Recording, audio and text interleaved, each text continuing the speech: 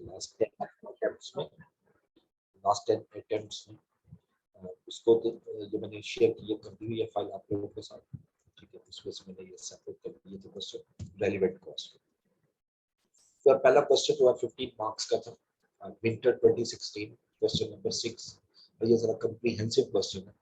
Requirement अगर आप देखें तो prepare on a relevant cost basis the lowest cost estimate.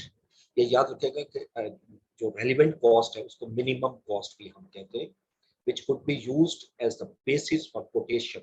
Explain briefly your reason for including or excluding each of the cost in your estimate. अब जो cost हम add करेंगे relevant cost के तौर पर, उसका हम रीजन भी बताएंगे कि क्यों हम इसको इंक्लूड कर रहे हैं, और अगर किसी को एक्सक्लूड कर रहे हैं तो उसको भी हम रीजन बताएंगे क्यों एक्सप्लेन कर रहे हैं, लेकिन उसका वर्ड लिखा ब्रीफली, ठीक है। So let's start the question. Question number 1, the S&Co.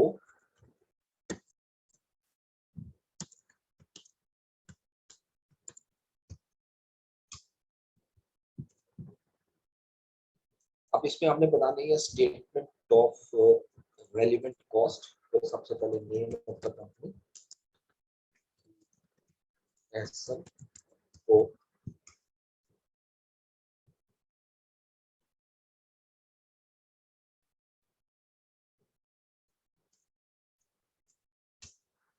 Statement of relevant cost.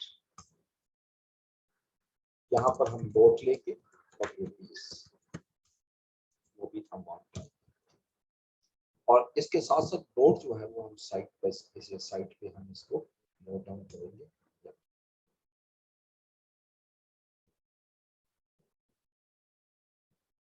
Okay, तो पहली स्टेटमेंट देखते हैं। The S&Co makes bets. It has recently received a request from a customer to provide a one-off order of sofas in excess of normal production budgeted production. The following notes are relevant. यानी ये जो हमने budget बनाया था उस budget के अलावा एक हमें ऑर्डर मिला है, उस ऑर्डर की हम यहाँ पर डिस्कशन कर रहे हैं, तो उसकी रेलिवेंट कॉस्ट करनी है, उसको एक्चुअली हमने कोटेशन देनी है on the basis of minimum cost. Number 1, the fabric is regularly used by S&Co. There are currently 200 square meter in inventory, which costs rupees 18 per square meter. The current purchase price of the fabric is 18.50. 400 square meter of fabric is required for the project. देखिए उन्हीं questions की तरफ आएंगे जो हमने flow chart discuss किया था। पहला question, is desired quantity is in stock. देखिए आई नीड 400 मीटर्स। इसको मैं साथ साथ थोड़ा सा यहाँ एक्सप्लेन करूंगा फैब्रिक के हवाले से। We need 400 square metre of fabric and current stock level is 200 square meter. ये एक एक लाइन में बड़ा स्लोली लेके चल रहा हूँ, सिर्फ क्वेश्चन में देखिएगा किस तरह हम इसको कैलकुलेट करेंगे। ये जो कुछ मैं यहाँ लिख रहा हूँ राइट साइड पर, it is not a part of question, it is a thinking process जो आपने थिंक करना है। तो पहला क्वेश्चन हमारा ये था कि is decide quantity in stock.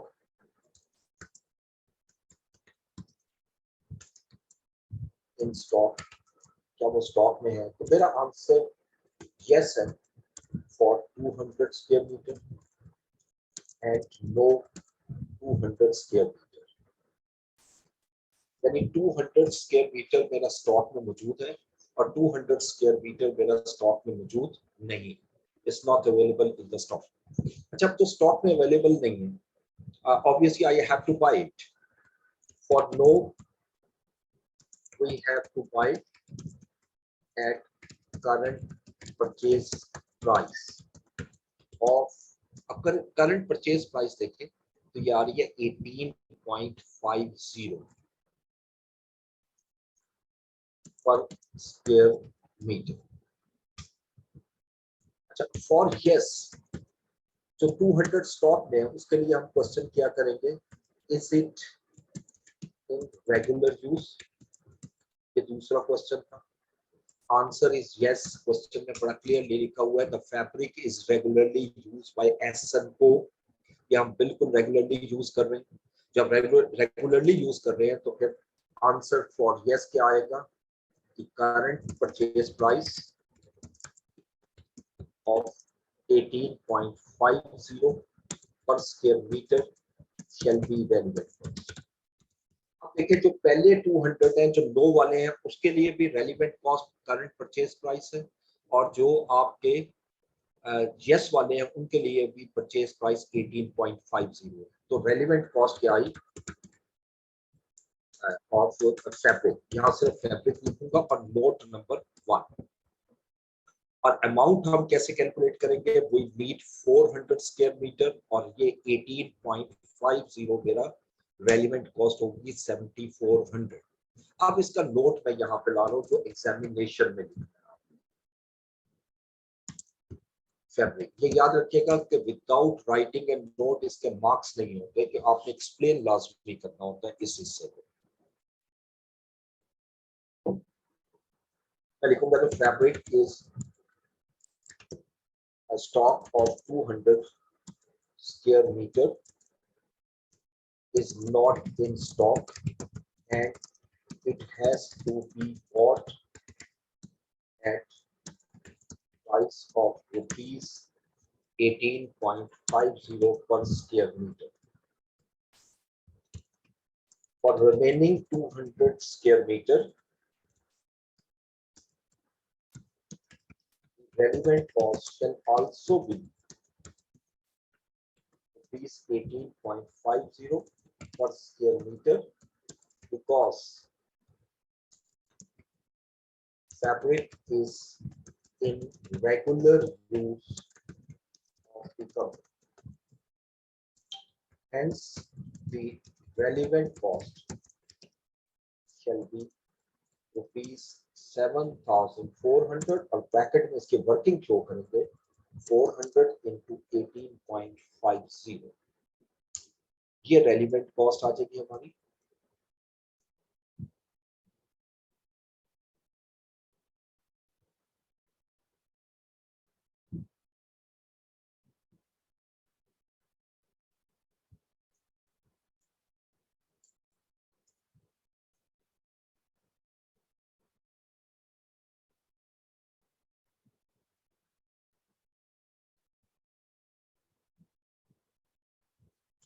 इसको मैं इसी फाइल के एंड पे ले आता हूँ।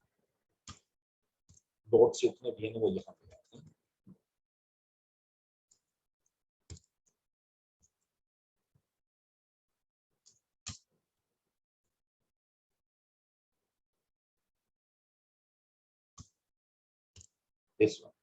This one is the note 1.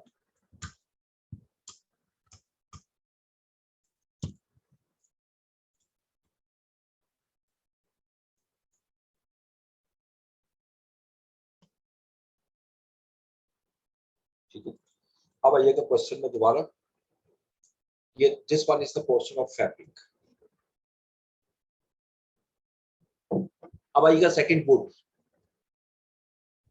Would के मुतालिक लिख रहा है would is regularly used by company, ये भी रेगुलर यूज में है, and usually cost 8.20 per square meter. However, the company's current supply earliest delivery time for the wood in 3 weeks time. लेकिन ये जो हम 8 रुपीज 20 पैसा पर स्क्वायर मीटर में खरीदते हैं, इसके लिए हमें 3 वीक्स का टाइम चाहिए, यानी आज ऑर्डर दूंगा तो 3 वीक्स में स्टॉक आए। An alternative supplier could deliver immediately, but they would charge 8.50 per square meter. अलबत्ता अगर मुझे इमरजेंसी में चाहिए यानी जल्दी चाहिए, इमीडिएटली चाहिए, तो मैं बिल्कुल इसको बाय कर सकता हूँ ऑल्टरनेट सप्लायर से 8.50 पर स्क्वायर मीटर। एसन को already has 1000 meter square in inventory, but 980 meter square of this is needed to complete other existing orders in the next 2 weeks. ठीक है, जबकि 980 तो मुझे अगले 2 वीक्स के लिए चाहिए। The remaining 20 meter scale is not going to be used until 4th week. 100 meter of wood would be required by the project. अब देखिए ये बड़ी एक डिफरेंट सिचुएशन थोड़ी सी नजर आ रही है कि मुझे 100 मीटर स्क्वायर जो है वुड का चाहिए, जबकि मेरे पास स्टॉक में 1000 मौजूद है, लेकिन उसमें क्लियरली लिखा हुआ है कि 980 स्क्वायर मीटर ऐसा है जो किसी और ऑर्डर के लिए खरीदा हुआ है। इसका मतलब सिर्फ जो 20 है वो मैं यूज कर सकता हूँ यहाँ से, ठीक है। यानी 20 जो है वो मेरा 4th वीक में जाके यूज होगा, यानी अभी यूज नहीं होगा लेकिन रेगुलर यूज में। इसका मतलब इसको तो हम बाद में भी खरीद सकते हैं, यानी यूज कर सकते हैं और दूसरे काम के लिए बाद में भी बाई कर सकते हैं। लेकिन जो 80 स्क्वायर मीटर है, ये 100 माइनस 20 वो मुझे चाहिए होगा, तो ये मुझे अर्लियर चाहिए होगा, ये मैं इस स्टॉक में से यूज नहीं कर सकता, और ये मुझे बाय करने का 8.50 पर स्क्वायर मीटर पे, ठीक है। तो इसके लिए भी मैं थोड़ी सी इसकी वर्डिंग चेंज करता हूँ। अब आइएगा यहाँ पर, this is would, note number 2, ये तो बाद में लिखेंगे, मैं यहाँ पर एक्सप्लेनेशन आपको करता हूँ वुड की। लेकिन मैं लिखता हूँ 100 square metre of wood is required for this project, and current stock level is 1000 square meter. 980 square meter of existing stock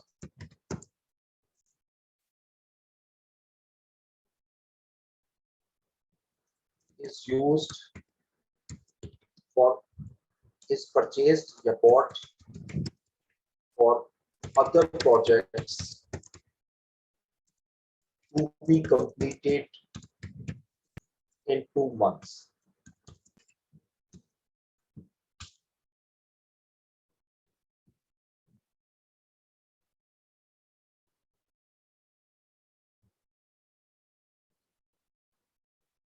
जी आवाज आ रही है आप लोगों को क्लियर और नहीं?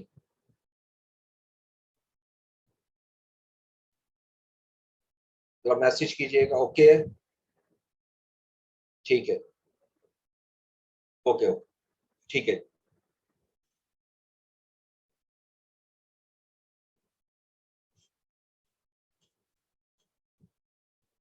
आई थिंक नमाज अजान शुरू हो गई है, तो नमाज की ब्रेक ले लेते हैं, और नमाज के बाद इंशाल्लाह 10-12 मिनट के बाद हम क्लास शुरू करते हैं यहीं से दोबारा, ठीक है। हम वुड तक आए थे, और वुड में हमने पढ़ा था कि हमें 100 स्क्वायर मीटर जो है वुड चाहिए। यहाँ से देखें 100 स्क्वायर फीट, इस वक्त हमारे पास जो मौजूद है स्टॉक में वो 1000 स्क्वायर मीटर है। 980 स्क्वायर मीटर एग्जिस्टिंग स्टॉक जो है वो ऑलरेडी हमने जो बाय किया हुआ है वो हमें 2 मंथ टाइम में चाहिए। तो remaining 220 square meter in stock can be used for this project, ठीक है, while remaining 80 square meter will have to be bought, ordered or bought। तो लिहाजा यहाँ रेलिवेंट कॉस्ट 2 बनेगी। जो 20 स्क्वायर मीटर उसके लिए जो रेलिवेंट कॉस्ट होगी वो ये 8.20 होगी, ठीक है। और जो रिमेनिंग है उसके ये 8.50 होगी। ये दो हमारी होंगी, यानी रेलिवेंट कॉस्ट जो है वो हम निकालेंगे 20 इंटू 8.20 और प्लस 80 इंटू 8.50, क्योंकि 8.50 मुझे रश ऑर्डर में बाई करनी है, यानी कि मुझे अर्लियर बाई करने हैं, और अगर मुझे इमीडिएटली बाई करने हैं तो डेफिनेटली मुझे 8.50 के हिसाब से इसको बाय करना पड़ेगा, ठीक है। तो ये वो अमाउंट आ गई जो 8.50 से मुझे बाय करनी पड़ेगी। This one is the relevant cost. अब अगर इसकी कैलकुलेशन करें, that is 20 into 8.20 plus 80 into 8.50 is the relevant cost 844, ठीक है। अब जरा इसकी तरफ आते हैं। और इसका भी नोट बनाते हैं, नोट नंबर 2। अब इस पे लिखूंगा मैं would is also in regular use and current stock level is 1000 square meter. Of this stock, 980 square meter has to be used in next 2 weeks for other projects, and we need 3 weeks order if intend to buy at rupees 8.20 per square meter. तो इससे आगे ये मैंने सिर्फ ये लिखा है कि 1000 स्टॉक में बेशक पड़ा हुआ है, we need 100 square meter of wood for this project, and we can use only 20 square meter from existing stock, which will be bought regularly at rupees 8.20 per square meter, whereas remaining 80 square meter will have to be bought immediately at the price of rupees 8.50 per square meter. Hence the relevant cost shall be rupees 844, और bracket में हम लिखेंगे जो पूरी calculation 20 into 8.20 plus 80 into 8.50, ये note 2 हमारा तैयार हो जाए। ठीक है जी। तो ये थोड़ा सा इसमें डिफरेंट था वो जो हमने चार्ट पढ़ा था, और थोड़ा सा कॉन्सेप्चुअली देखें तो 20 जो है वो हम रेगुलरली चूंकि बाय कर रहे हैं, तो हम जब भी ऑर्डर देंगे 3 मंथ्स पहले, तो उसे हम 8.20 में लेंगे। मसला अब देखें, उसके सिंपल एग्जांपल देता हूं। देखें, मैं 80 अभी ऑर्डर दूंगा इमीडिएटली, 20 का ऑर्डर जो है ना वो मैं जब रेगुलर ऑर्डर दूंगा उसके साथ इसको दे दूंगा, जो कि 3 मंथ के बाद मुझे मिल जाएगा, तो उसको मैं यूज कर सकता हूँ, इसलिए वो 8.20 पे लेंगे। ठीक है। उसके बाद नेक्स्ट आइएगा लेबर। तो सबसे पहले वो कहता है 400 hours of labor, skilled labor is needed. The skilled labor force is employed under permanent contracts of employment, under which they must be paid for 40 hours per week labor, even if their time is idle due to absence of orders. यानी अगर मेरे पास order कोई है या नहीं है, कोई work है या नहीं है, आई हैव टू पे टू स्किल्ड लेबर, यानी 400 आवर्स मेरे पास मुझे चाहिए, और लेबर इस वक्त हायर की हुई है। Their rate of pay is 20 per hour, although any overtime is paid at time and a half. In the next 2 weeks there is a spare capacity of 300 hours. अब देखो, अगले 2 weeks में मुझे जो स्टॉक चाहिए, वो जो मुझे लेबर आवर्स चाहिए वो 400 आवर्स चाहिए, जिसमें से 300 जो है वो स्पेयर है। ठीक है। इसका मतलब है कि अगर 300 स्पेयर हैं तो उसके लिए तो मुझे कोई पे नहीं करना पड़ेगा, लेकिन 100 लेबर आवर्स जो हैं वो यकीनी बात है मुझे उसको पे करना पड़ेगा, और उसमें ऑल्टरनेट नहीं है, सिर्फ ओवर टाइम है, तो हम ओवर टाइम उसको पे करेंगे, that will be relevant cost. तो अब इसको जब मैं यहां आता हूं एक्सप्लेन करूंगा पहले, फिर यहां हम ये पहले लिख लेते हैं स्किल्ड लेबर, और नोट नंबर 3 यहां मैं हेडिंग दे रहा हूं skilled labour.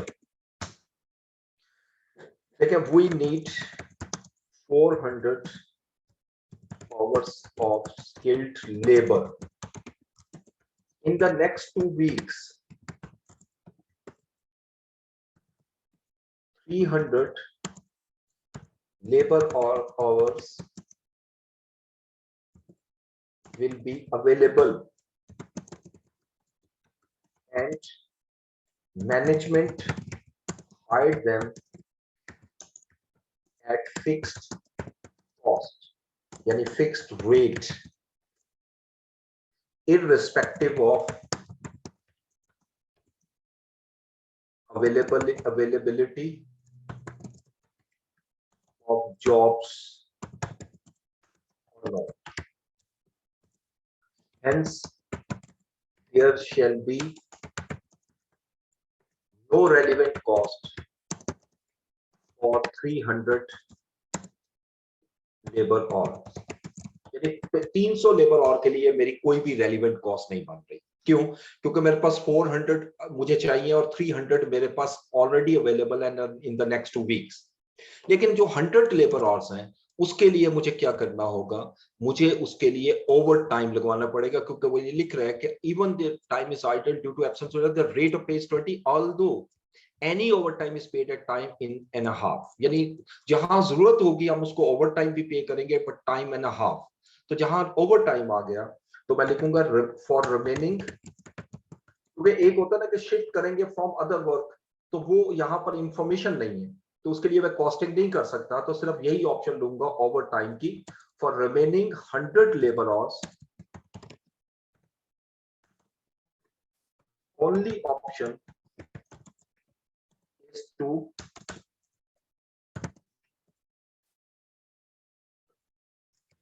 get work through overtime at 50% premium. Hence, the relevant cost shall be, अब देखें, रेट है 20 पर आवर्स और 20 पर आवर और overtime half, time and half, यानी 30 पर आवर हो जाएगा. Rupees is equal to rupees 300. ठीक है, that is hourly rate per hour rupees 20 and overtime rupees 10 per hour. ठीक है, और ये 300 नहीं बनता, सॉरी 3000 बनेगा. अगर कैलकुलेशन करेंगे तो 300 नहीं 3000 आएगा.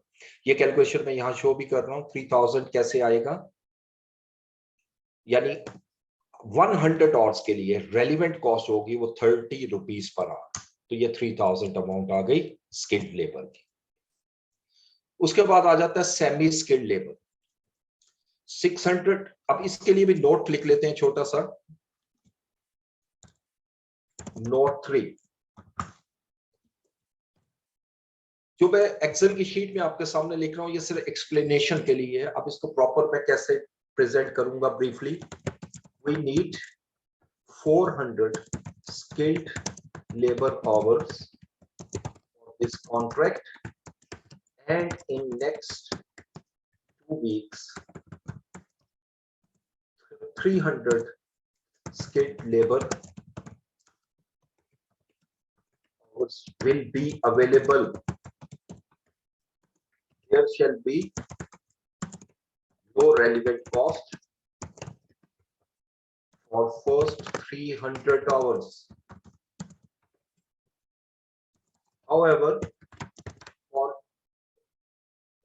100 labor hours, we need to work on overtime at rupees 30 per hour, और विद इन ब्रैकेट पे लिखूंगा rupees 20 plus over time rupees 10 per hour. Hence, the relevant cost shall be rupees 3000 100 into 30. बस इतना सा नोट हमने यहां पर लिख दिया. अब आइएगा नेक्स्ट में सेमी स्किल्ड लेबर. अब सेमी स्किल्ड में देखिए वो कहता है 600 hours of semi skilled labour is required. There is no spare capacity for skilled labour workers. यानी आप कह सकते हैं हम कि स्किल्ड लेबर फुली यूटिलाइज कर रहे हैं, यानी कोई स्पेयर कैपेसिटी एग्जिस्ट नहीं कर रही. They are currently paid rupees 16 per hour or time and a half for overtime. यानी इस वक्त हम उसको 16 रुपीज पे कर रहे हैं और जहां उससे एक्स्ट्रा काम लेना है तो हम टाइम हाफ उसको ओवर टाइम भी पे करते हैं. However, a local agency can provide additional semi-skilled worker for rupees 20 per hour. अब ये ऑप्शन आ गई. तो यहां पर अगर मैं आता हूं सेमी स्किल्ड लेबर में, नॉट फोर. अब इसको थोड़ा सा एक्सप्लेन कर लेते हैं. सेमी स्किल्ड, देखिए, वी नीड 600 आवर्स और हम क्वेश्चन करेंगे कि does spare capacity exist.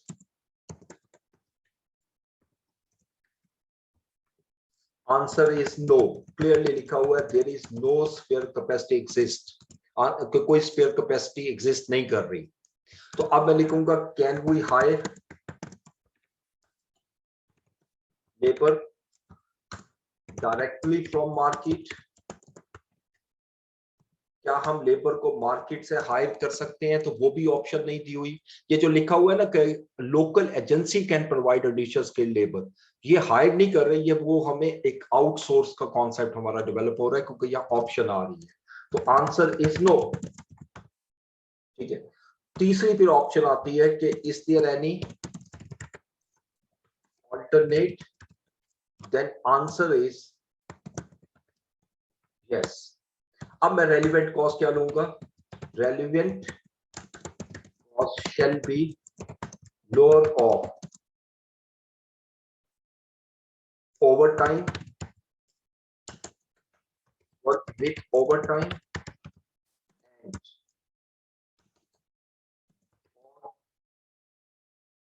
hire from third party.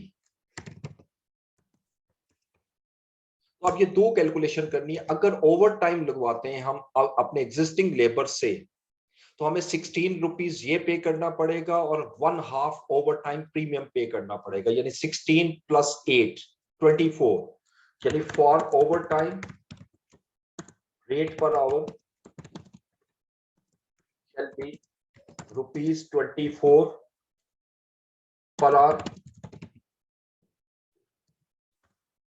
but for hiring from third party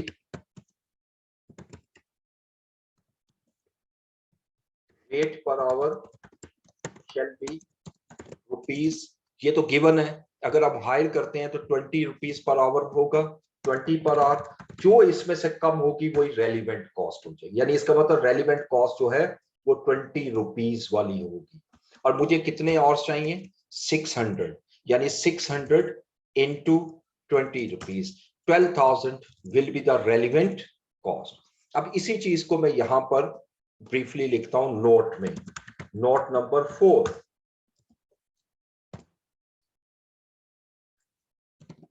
We need 600 labor,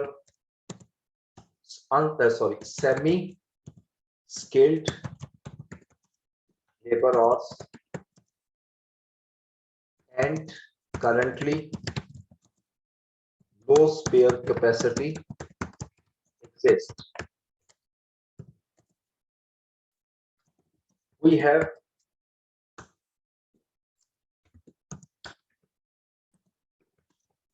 two alternates.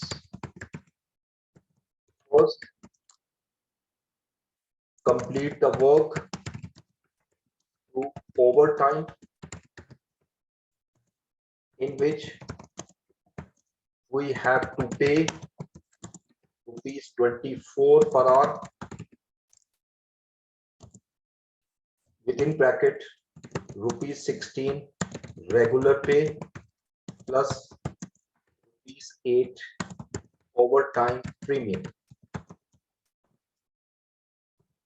Second alternate is to hire labor from agency,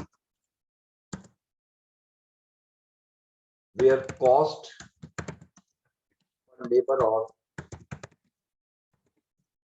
shall be rupees 20 per hour. The relevant cost per hour shall be lower of both alternates that is rupees 20 per hour. Hence total relevant cost shall be rupees, अब मैं क्या करूंगा कि जो 20 को हमने multiply किया था 12,000 और ब्रैकेट में शो कर दूंगा 600 into 20 which is equal to 12,000, यानी यही मेरी रेलिवेंट कॉस्ट आ जाएगी। अच्छा, अब क्वेश्चन में दोबारा आते हैं।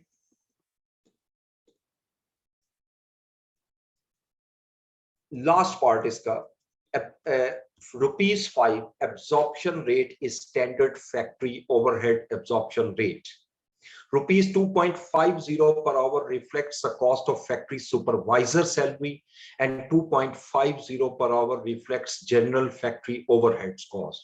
The supervisor is paid an annual salary, is also paid rupees 16 per hour for any overtime he works.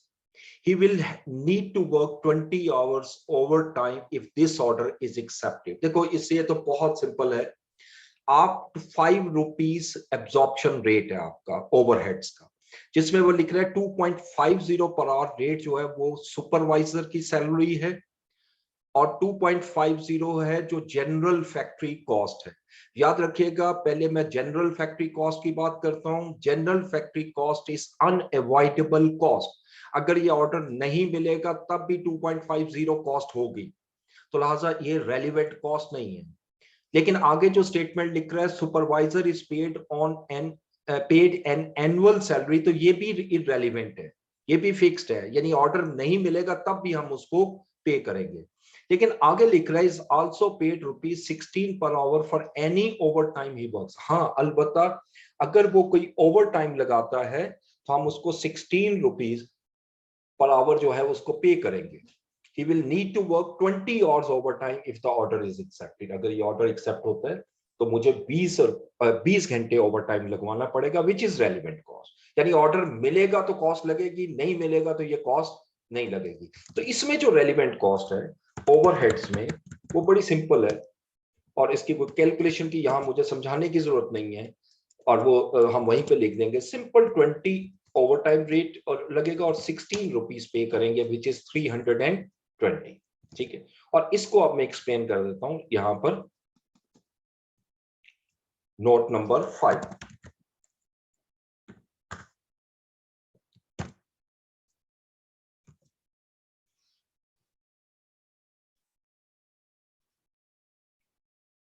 हाँ,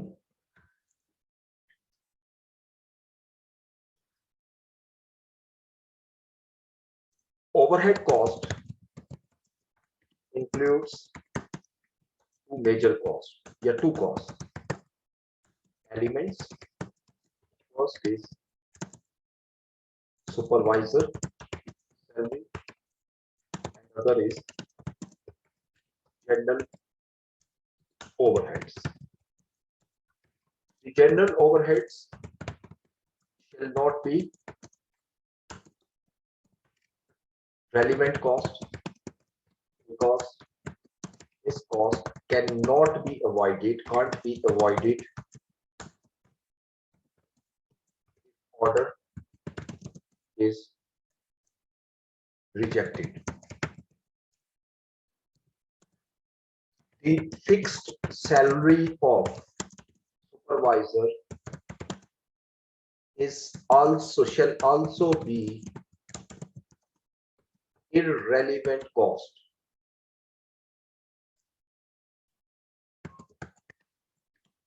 because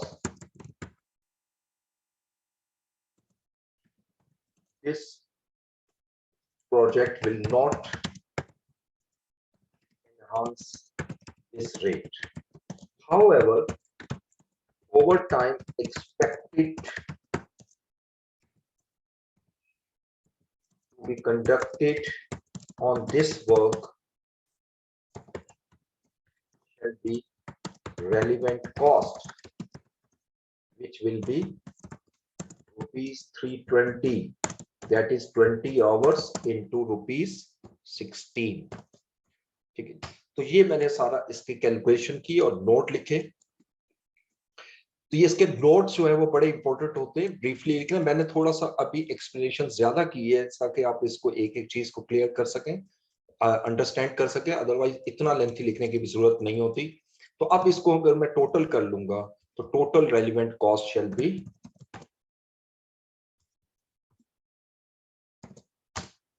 23,564। ये मेरा आंसर है इसका, दिस वन 23,564। तो ये पहला क्वेश्चन था जो पास्ट पेपर में आपको आया था, तो विंटर 2016। अच्छा, इसके बाद अगले अगले पेपर में जो आया वो आपका विंटर 17 है, और ये 10 मार्क्स का क्वेश्चन था और ये छोटा सा क्वेश्चन था। इसके दो हिस्से हैं। पहला वो कह रहा है identify the relevant cost of क्योवाइट for making the decision whether to accept the special order और नॉट। एक तो वो कहता है रेलिवेंट कॉस्ट आइडेंटिफाई करना, दूसरा give comments for each of the amount with regard to its relevance. ये वही नोट जैसे हमने अभी डिस्कस किए, वो कमेंट्स भी आप इसमें लिखोगे।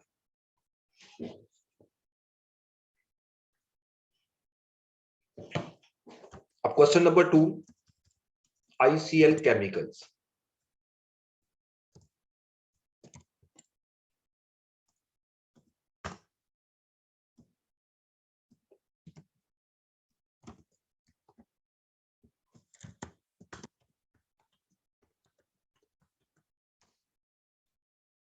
और यहां पे भी हम कंपनी का नाम लिखते हैं ICL chemicals, statement of relevant cost. तो डाटा देख लेते हैं, और आई थिंक इसमें शायद मटेरियल की ही डिस्कशन है और ज्यादा नहीं है। ICL chemicals ICLC has received an order for a product which is no longer produced internally by the company. ICLC has surplus capacity, therefore is serious considering taking up this order. अच्छा, ये जो product जिसका order मिल रहा है ये अब वो internally produce नहीं कर रही, लेकिन चूंकि हमारे पास स्पेयर कैपेसिटी मौजूद है, इसलिए उन्होंने फैसला किया कि हमें इस प्रोजेक्ट पे इस ऑर्डर को लेते हुए सीरियसली इसको कंसीडर करना चाहिए। The management accountant has analyzed the data and presented some facts and figures to the management, which shows the production of this special order would require 20,000 kg of raw material Q-white. यानी मुझे 20,000 kg raw material चाहिए। ICLC does not use Q-white for its regular product, यानी ये material regular use में नहीं है। But the company has 12,500 kgs lying in the stocks from the days when it used to produce this product. अलबत्ता जिस वक्त हम इस प्रोडक्ट को बनाते थे उस वक्त से जब बंद किया उस वक्त से 12,500 मेरे पास स्टॉक में मौजूद है। This Q-white has a market value of rupees 220,000। अगर मैं उस Q-white को सेल करता हूं तो ये मुझे 220,000 रुपीज में सेल हो सकता है सारा material. The book value is ₹20 पर KG which is not relevant cost, क्योंकि ये तो वो कॉस्ट है जो हिस्टोरिकल कॉस्ट है जिसपे आपने खरीदा हुआ है। लेकिन आगे लिखते हैं if ICLC buys this raw material from the market it would cost ₹24 per kg. This a very simple question. और अगर वो कहता है कि हम इसको बाय करते हैं तो 24 पर केजी में बाय करते हैं, ये फ्लो चार्ट का एक हिस्सा आ रहा है, ठीक है। तो मैं उसी तरह पहले उसको लेके चलता हूं, आपसे क्वेश्चन करता हूं। पहला क्वेश्चन क्या होगा, is required quantity in stock. तो अगर देखें आंसर इज यस, 12,500 मेरा स्टॉक में मौजूद है। Yes for 12,500 and no for, ठीक है, मुझे चाहिए 20,000 जिसमें 12,500 kg स्टॉक में मौजूद है। सो 7,500 स्टॉक में मौजूद नहीं है। No for 7,500। तो क्यों ना हम पहले नो की डिस्कशन कर लें, क्योंकि जो स्टॉक में मौजूद नहीं है that has to be bought, ठीक है। मैं लिखता हूं for no we have to buy this stock in future at price of rupees. कितने में बाय करेंगे उसने क्लियरली लिखा है, if ICLC buys this raw material from the market it would cost ₹24 per KG. मैं इसको 24 में बाय करूंगा। So which is a relevant cost, और यही मेरी रेलिवेंट कॉस्ट होगी। ठीक है, और इसको मैं ब्रैकेट में कर देता हूं रेलिवेंट कॉस्ट। ये सिर्फ अभी मैंने जो रेलिवेंट कॉस्ट लिखी है वो है 7500 केजी के लिए। Now come to the 12,500 KG. इसके लिए वो क्या लिख रहा है 12,500 के लिए कि ये स्टॉक में मौजूद है, ठीक है, लेकिन ये बाय किया था तब आपने जब आप इसको प्रोड्यूस करते थे, और अब आप इसको इंटरनली प्रोडक्शन नहीं कर रहे, तो इसका मतलब ये सरप्लस पड़ा हुआ है, ये हमारा रेगुलर यूज में नहीं है। तो इसके लिए मैं लिखूंगा फॉर यस। तो मेरा क्वेश्चन, नेक्स्ट क्वेश्चन क्या होगा कि इज इट इन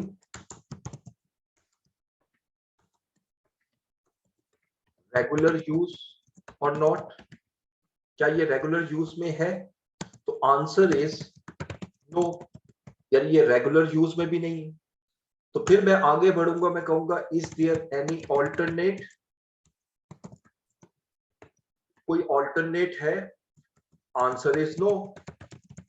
और अगर आंसर नो है तो फिर रेलिवेंट कॉस्ट हमने क्या पढ़ी थी? Relevant cost can be market value यानी सेल्स वैल्यू, जो कि हमारी उसने दी हुई है 220,000 रुपीज 220,000 रुपीज। ठीक है, तो रेलिवेंट कॉस्ट क्या बनी? अगर इसकी कैलकुलेशन करें तो देखिए हम क्या शो करेंगे रेलिवेंट कॉस्ट में। जो पहले 7500 जो मैंने पहले डिस्कशन की उसके लिए relevant cost 24 rupees per unit है, प्लस जो 12,500 उसकी टोटल दी हुई है 220,000। जो भी आंसर आएगा वो रेलिवेंट कॉस्ट बन जाएगा। तो इसमें तो स्टेटमेंट बनाने की जरूरत ही नहीं थी, इसमें तो सिर्फ आपने कैलकुलेशन शो करनी है और लिख देना है। पर मैं इसी फॉर्मेट में रहने देता हूं, relevant cost of material,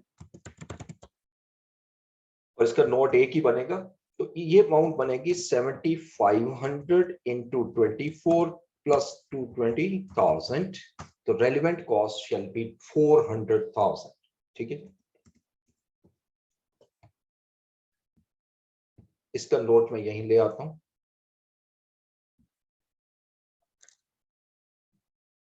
material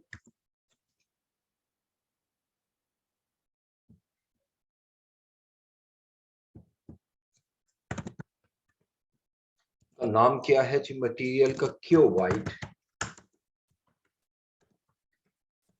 is not in regular use. The current stock level of 7,500 kgs, sorry 12,500 kgs represents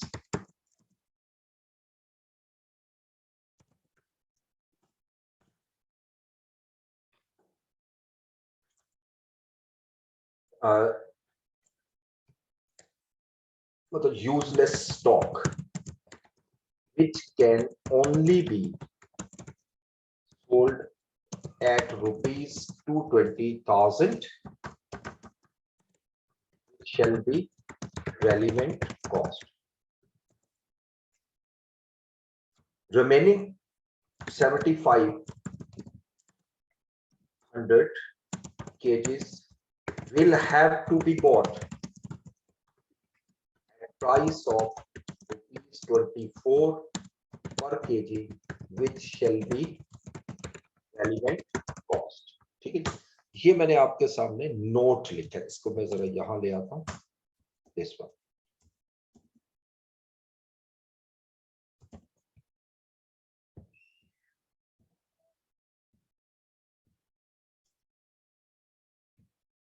ठीक है,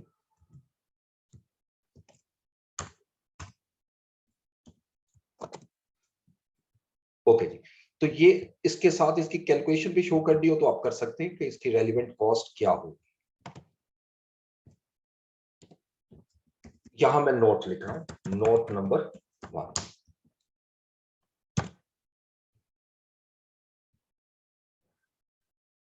बस यही उसकी रेलिवेंट कॉस्ट होगी, दिस वन। ठीक है, तो ये छोटा सा क्वेश्चन था 10 मार्क्स का। क्योंकि बहुत सिंपल था। अच्छा, क्वेश्चन नंबर 3, ये थ्योरेटिकल पोर्शन आया था, अगेन 10 मार्क्स का। What is an opportunity cost या इंप्यूटेड कॉस्ट, इसको एक्सप्लेन करना है और उसके साथ उसको 2 एग्जांपल्स भी आपने देनी है। तो ये थोड़ा सा ब्रीफली डिस्कस कर लेते हैं, हम ऑलरेडी पिछले लेक्चर्स में डिस्कस कर चुके हैं कि what is an opportunity cost.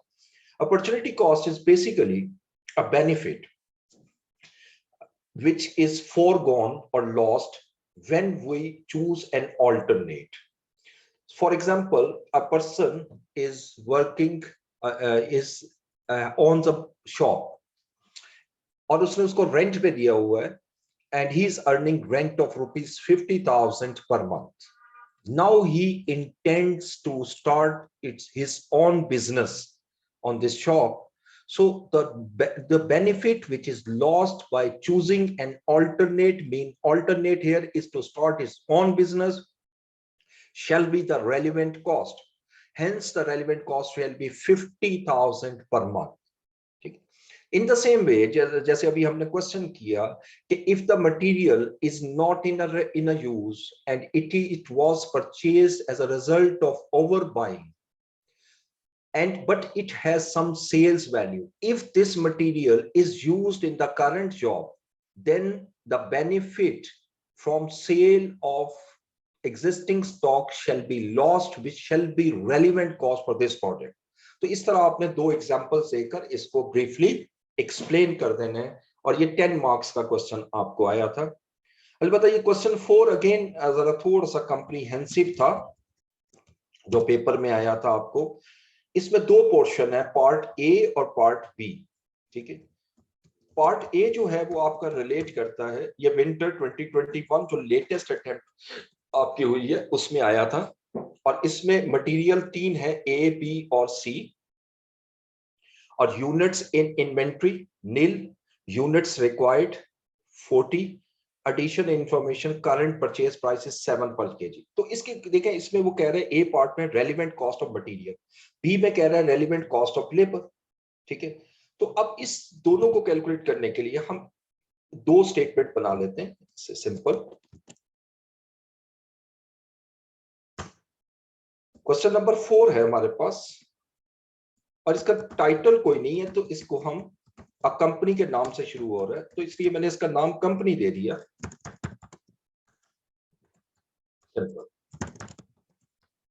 अब यहां लिखूंगा statement of relevant cost of materials. अब इस क्वेश्चन में अगर आप देखें तो उसने ये नहीं मांगा हुआ कि इसको ब्रीफली एक्सप्लेन करें, यहां पर सिर्फ कह रहा है what is the relevant cost of material required for manufacture of new product. तो यहां पर आपको किसी किस्म का कोई वो स्टेटमेंट फॉर्म में लिखने की जरूरत नहीं है, सिर्फ कैलकुलेशन जरूर शो करें। लेकिन अभी मैं करूंगा उसी तरीके से ताकि आपको अंडरस्टैंड हो सके। तो पहले मटेरियल ए की तरफ आते हैं, इसमें 3 मटेरियल है, मटेरियल ए,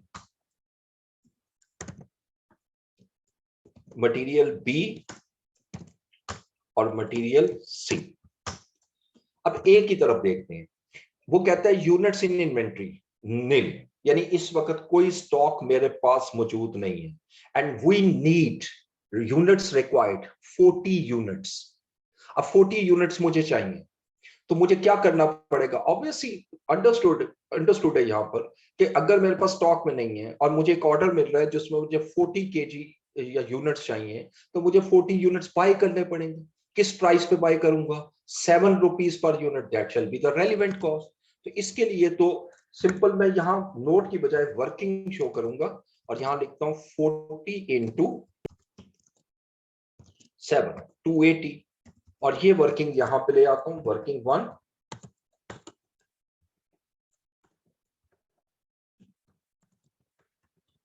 मटेरियल ए, और इसकी रेलिवेंट कॉस्ट क्या होगी?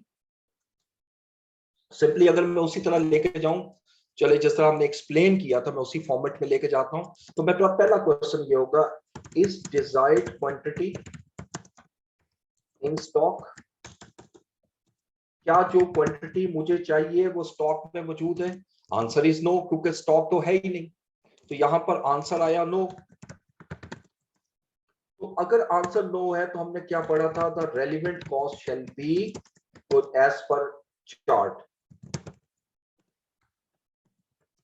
Current purchase cost. ठीक है, रेलिवेंट कॉस्ट जो होगी वो मेरी करंट परचेज कॉस्ट होगी,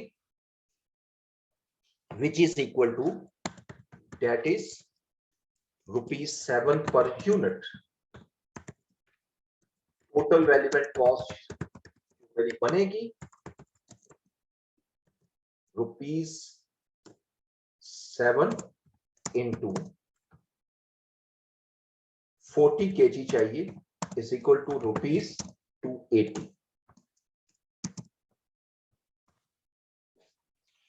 इसी तरह हम मटेरियल बी की तरफ देखते हैं। मटेरियल बी में वो कहता है यूनिट्स इन इन्वेंट्री 100 यूनिट मेरे पास इन्वेंट्री में मौजूद है जो मैंने ₹10 पर यूनिट में बाय किए थे। ठीक है, तो यूनिट रिक्वायर्ड कितने हैं मेरे, 150, यानी अब 100 स्टॉक में है और 50 स्टॉक में नहीं है। तो current purchase price is 14 per unit. Material has no use in the company other than for the project under consideration. Unit in inventory can be sold for ₹12 per unit. ठीक है, अब ये दोनों इंफॉर्मेशन है, मैं इसको भी उसी डिटेल में लेके जाता हूं। Working number 2, material B. पहला क्वेश्चन उसी तरह, is desired quantity in stock, answer is yes, stock में मौजूद है फॉर, और कितना मौजूद है, फॉर 100 यूनिट्स। 100 यूनिट के लिए आंसर यस है, and answer is no for 50 units. एक दफा फिर देख लो क्वेश्चन में कि वो कह रहा है जी कि मुझे 100 जो है वो स्टॉक यूनिट्स इन इन्वेंट्री जो है वो 100 है, दिस वन 100 स्टॉक में मौजूद है, लेकिन मुझे यूनिट चाहिए कितने, 150। इसका मतलब वही फ्लो चार्ट के थ्रू 100 स्टॉक में मौजूद है, 50 स्टॉक में मौजूद नहीं है, दोनों इसमें कवर हो। अच्छा, तो आते हैं फॉर नो। नो, चूंकि अगर मैं कहता हूं जी के 50 यूनिट स्टॉक में नहीं है, तो मैं उसके लिए क्या कहूंगा, we will have to be, we will have to buy in future at current purchase price of rupees, देखें कितने में खरीद सकते हैं, 14 per unit, which is will be relevant cost for 50 units. ये मैंने सिर्फ 50 यूनिट्स की बात की, जो 50 यूनिट मेरे पास स्टॉक में नहीं है, यकीनन मुझे इसको बाय करना पड़ेगा, और इसको मैं बाय करूंगा 14 रुपीज पर यूनिट में, जो और तो जो कि मेरी रेलिवेंट कॉस्ट होगी। अच्छा, अब आ जाए जो स्टॉक में मौजूद है, उसके लिए क्वेश्चन क्या करेंगे, फॉर यस। दूसरा क्वेश्चन क्या है, will be, is it in regular use, क्या ये रेगुलर यूज में है। हमने पढ़ा है, क्लियरली लिखा हुआ है, the material has no use in the company other than for the project under consideration, यानी जिसको हम कंसिडर कर रहे हैं उसके अलावा किसी और में यूज नहीं हो सकता। तो हम कहते हैं जी कि आंसर इज नो, यानी किसी किस्म का कोई रेगुलर यूज में नहीं है। अब इसके बाद फिर नेक्स्ट क्वेश्चन क्या है,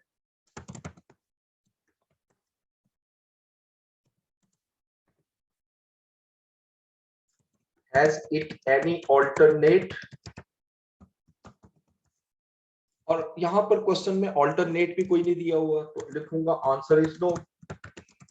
और हमने क्या पढ़ा था, then relevant cost shall B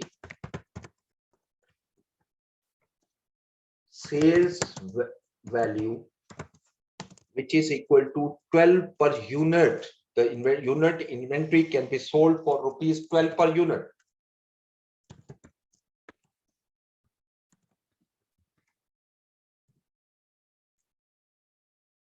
ठीक है, तो अब ये है फॉर 1100 यूनिट्स। तो मेरी टोटल रेलिवेंट कॉस्ट कैसे बनेगी? टोटल रेलिवेंट कॉस्ट सारी कैलकुलेशन की है। जो 50 यूनिट्स हैं उसके लिए relevant cost 14 rupees per unit है, और जो 100 यूनिट्स हैं उसके लिए रेलिवेंट कॉस्ट 12 पर यूनिट। ठीक है, अब ये कैलकुलेशन सारी जो मैंने शो की है वो यहां ले आते हैं।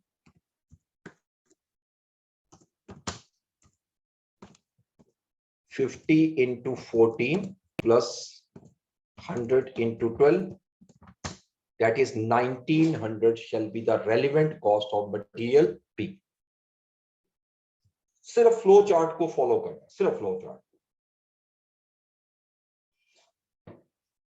अब वर्किंग नंबर 3 मटेरियल सी देखते हैं।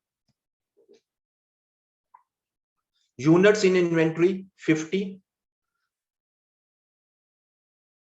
पर यूनिट, ये ऑलरेडी बाय किए हुए हैं, और मुझे मटेरियल चाहिए 120 यूनिट्स।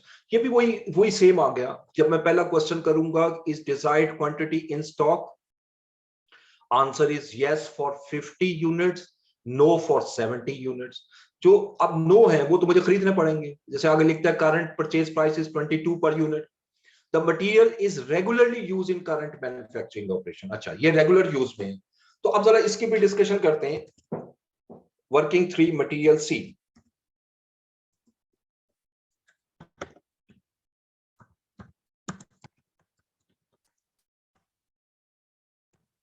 पहला क्वेश्चन उसी तरह मैं करूंगा, is desired quantity in stock,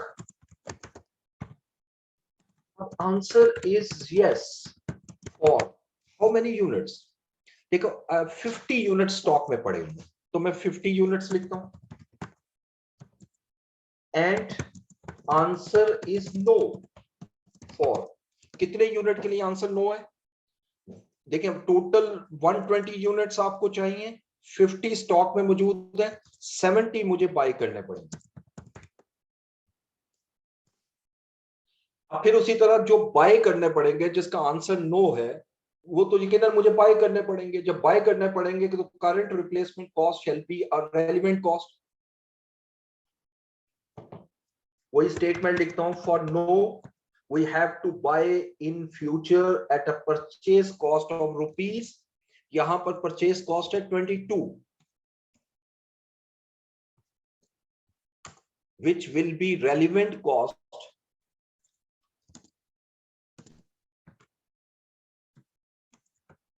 which will be relevant cost for how many units? 70 units। ठीक है, ये तो एक हिस्सा आ गया। अच्छा, अब मैं आता हूं जी फॉर यस। मेरा दूसरा क्वेश्चन क्या है? सेकंड क्वेश्चन ये है कि is it in regular use, क्या ये मेरे रेगुलर यूज में है? आंसर इज यस, ये तो रेगुलर यूज में है। और जब रेगुलर यूज में है तो मेरा आंसर क्या होगा?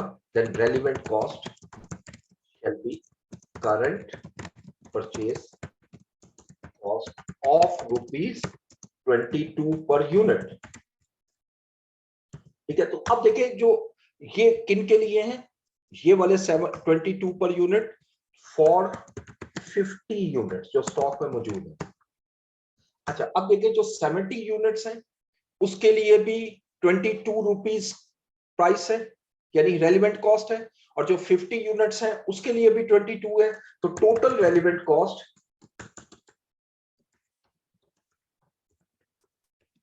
Shall be 120 units into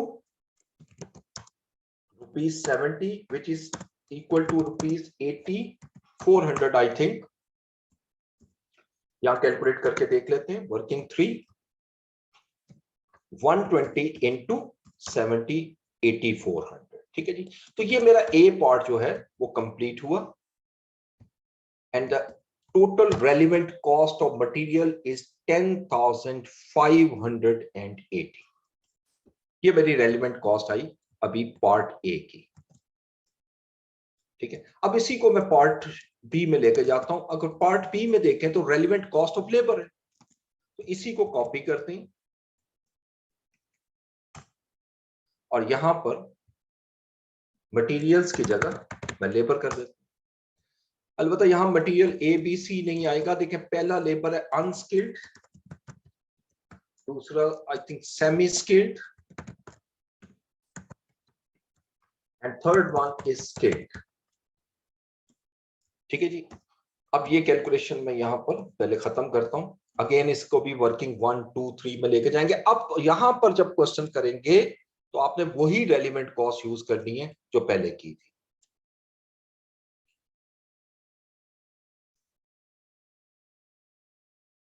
part material C part, अच्छा मैं कर देता हूँ। स्क्रीन शेयर हो रही है कि नहीं हो रही?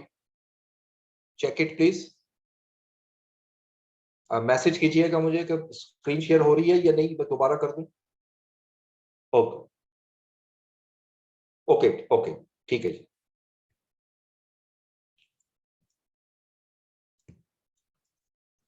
ये थर्ड पार्ट सी वाला पार्ट दोबारा देख लें।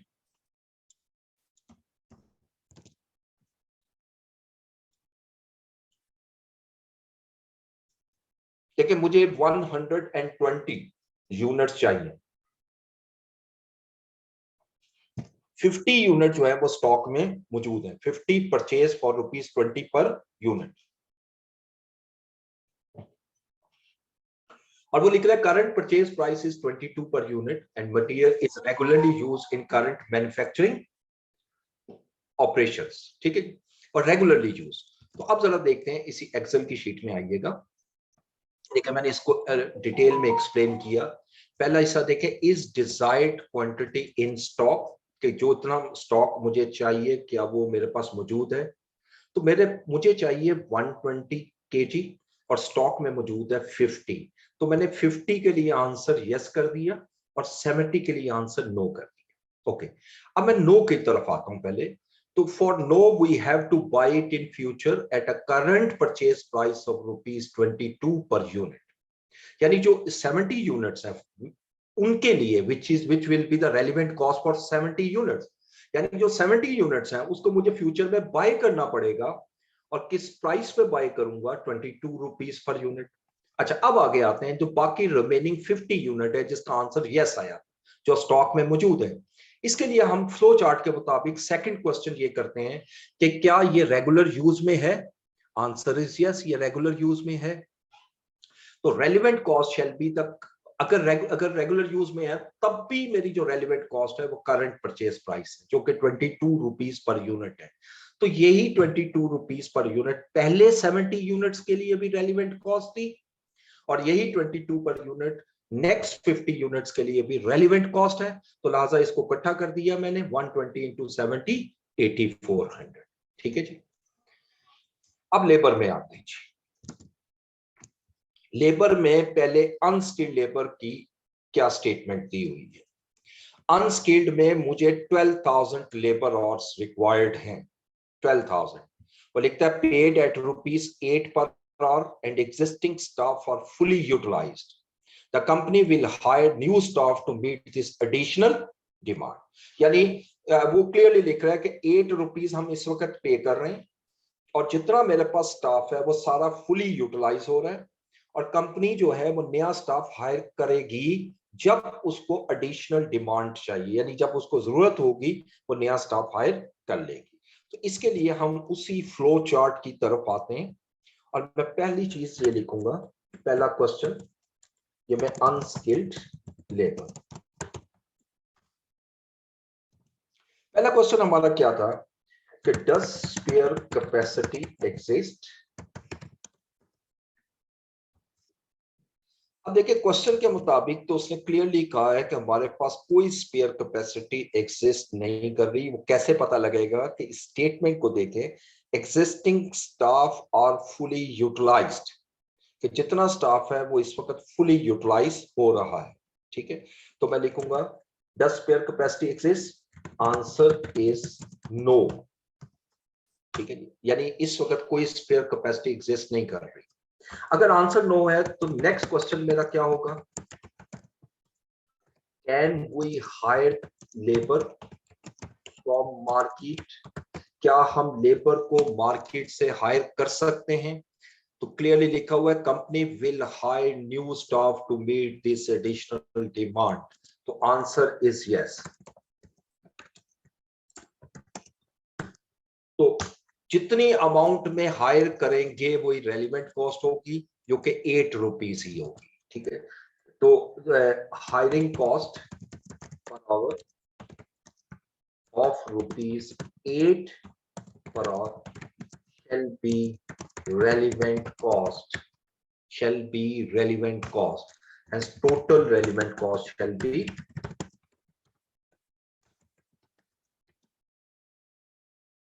is equal to कितने आवर्स चाहिए मुझे? आवर्स 12,000 आवर्स चाहिए इनटू 8 इज इक्वल टू ₹96,000।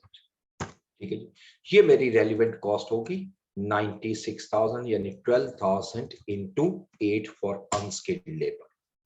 तो ये लेबर का फ्लो चार्ट अब आपने माइंड में रखना है। अब वर्किंग टू पहले लिख लेते हैं हम, semi skilled labour. Semi skilled में लिखते हैं कि hours required 2000, paid eight ₹12 per hour, हम इसको 12 रुपीज पर आवर में पे करेंगे। These employees are difficult to recruit and the company retains a number of permanently employed staff if there is no work to do। यानी ये employees जो है इनको हायर करना काफी मुश्किल है, इसलिए कंपनी जो है वो परमानेंट एम्प्लॉयड अपने पास रखती है चाहे काम नहीं भी हो। There is currently 800 hours of idle time available, यानी 800 आवर्स मेरे पास अवेलेबल है जिसका रेलिवेंट कॉस्ट 0 होगी। And any additional hours would be fulfilled by temporary staff that would be paid at ₹14 per hour। अलबत्ता जो रिमेनिंग आवर्स है वो clearly लिख रहा है कि उसको हम टेम्परेरी स्टाफ के थ्रू फुलफिल कर लेंगे, यानी टेम्परेरी स्टाफ हमें मिल जाएगा इसके इस वर्डिंग के मुताबिक, तो वो 14 पर आवर होगा, उसको पे करेंगे। ठीक है, तो यहां पर भी वही क्वेश्चन करते हैं हम पहले, does spare capacity exist? अच्छा, अब देखें, answer is yes, spare capacity exist कर रही है, लेकिन कितने आवर्स की? 800 आवर्स, और 800 hours, and answer is no for जो रिमेनिंग 1200 है, यानी जो 800 आवर्स हैं उनके लिए आंसर जो है वो यस है, और जो 1200 है उसके लिए आंसर नो है। यानी मीन 800 आवर्स मेरे पास अवेलेबल है और 1200 आवर्स अवेलेबल नहीं है। अच्छा, जो अवेलेबल नहीं है उसकी तरफ मैं आता हूं। If answer is no, then हम क्या क्वेश्चन करेंगे? Can we hire labour from market? अब यहां उसने लिखा है कि हाँ टेम्परेरी आप हायर कर सकते हो, आंसर इज यस। तो 1200 यूनिट्स के लिए जो हायरिंग कॉस्ट है 14 पर आवर, वो मेरी रेलिवेंट कॉस्ट होगी। ठीक है, so the relevant cost for 800 hours, sorry 1200 hours shall be ₹14 per hour. अब आ जाए यस की तरफ, 800 आवर्स मेरे पास अवेलेबल है। ठीक है, if the answer is yes, then relevant cost shall be 0 for 800 hours। यानी 800 घंटों के लिए जो रेलिवेंट कॉस्ट है वो नहीं होगी, क्योंकि हमें पे ही नहीं करना। लेकिन जो 1200 आवर्स है उसके लिए मुझे 14 पर आवर पे करना है। So the total relevant cost shall be 1200 into 14। ये कैलकुलेट कर लेते हैं और फिर बाद में मैं ये अमाउंट लिख लेता हूं। 1200 into 14, which is 16,800।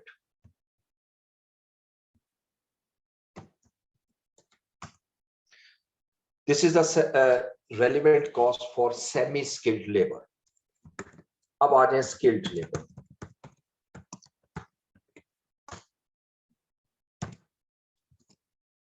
अच्छा, स्किल्ड लेबर में वी नीड 800 लेबर आवर्स और लिख रहा है पेड एट ₹15 per hour.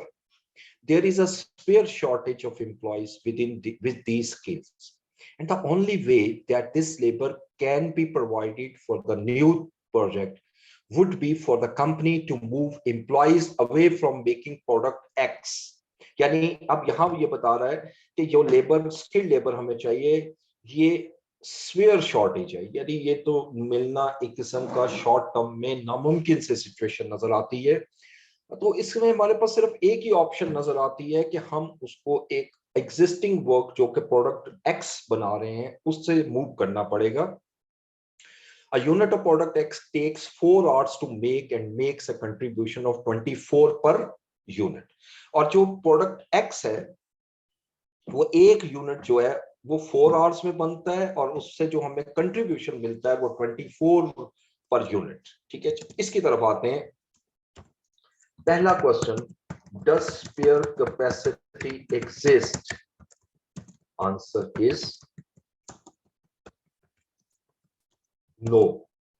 किसी किस्म की कोई स्पेयर कैपेसिटी एग्जिस्ट नहीं कर रही। ठीक है, दूसरा क्वेश्चन, नेक्स्ट क्वेश्चन हम करेंगे, can we hire the labour from market? बड़ा क्लियर नजर आ रहा है, आंसर इज नो, क्योंकि उसने क्लियरली लिख दिया है कि मार्केट में लेबर अवेलेबल नहीं है, बल्कि स्वेयर शॉर्टेज का वर्ड है। नेक्स्ट आएगा, फिर अगर ये आंसर नो आता है फिर थर्ड क्वेश्चन क्या है? नेक्स्ट क्वेश्चन हमारे पास होगा, इज देयर एनी ऑल्टरनेट? ये भी उसने कहा है आंसर इज नो। उसने कहा ओनली ऑप्शन, ओनली ऑप्शन का मतलब ऑल्टरनेट है ही नहीं। तो फिर हमारी relevant cost as per flow chart shall be rate per hour plus opportunity cost. ये मेरी रेलिवेंट कॉस्ट होगी। जरा देखते हैं इसमें रेट पर आवर कितना है। रेट पर आवर दिया हुआ है पेड एट ₹15 पर आवर। ठीक है, तो रेट पर आवर जो है ₹15 है प्लस, अब अपॉर्चुनिटी कॉस्ट क्या है कि वो जो प्रोडक्ट एक्स हमें कंट्रीब्यूशन जनरेट करके दे रही है वो लॉस्ट हो जाएगा। अब वो हमें कंट्रीब्यूशन जनरेट कर रही है करके दे रही है 24 पर यूनिट, लेकिन मुझे चाहिए अपॉर्चुनिटी कॉस्ट पर आवर, यानी 24 नहीं चाहिए, पर आवर में कन्वर्ट करना है। वो कैसे होगा कि 24 अगर मुझे एक यूनिट कंट्रीब्यूशन जनरेट करके देता है और एक यूनिट को बनाने के लिए मुझे 4 आवर्स चाहिए, तो इसका मतलब पर आवर कंट्रीब्यूशन जो है वो ₹6 हुआ। ठीक है, 24 डिवाइडेड बाय 4, तो इसको मैं लिखता हूं plus contribution per unit per hour ₹6। ये कैसे कैलकुलेट हुआ? 24 divided by 4 is equal to ₹21 per our. ये मेरी रेलिवेंट कॉस्ट होगी। तो टोटल रेलिवेंट कॉस्ट क्या हुई? Is equal to how many hours I need? 8000 into 21। Answer calculate करके यहां लिख लेते हैं, 8000 into 21, 168 shall be relevant cost. Total relevant cost of labor is 28800। तो ये जितने भी क्वेश्चन पास पेपर में आए थे, इसके 4 क्वेश्चन थे, वो सारे मैंने सॉल्व कर दिए। पहले का जरा नोट्स वहां यहाँ मैंने कर दिए। ये शीट दोबारा मैं शेयर कर लूंगा। पहले क्वेश्चन किए थे, इसके नीचे एक नोट लिखे हुए वो मैं कर दूंगा। ठीक है, अब आपका कोई क्वेश्चन है आज के हवाले से तो बताइए, मैं उसको पहले डिस्कस कर दूं।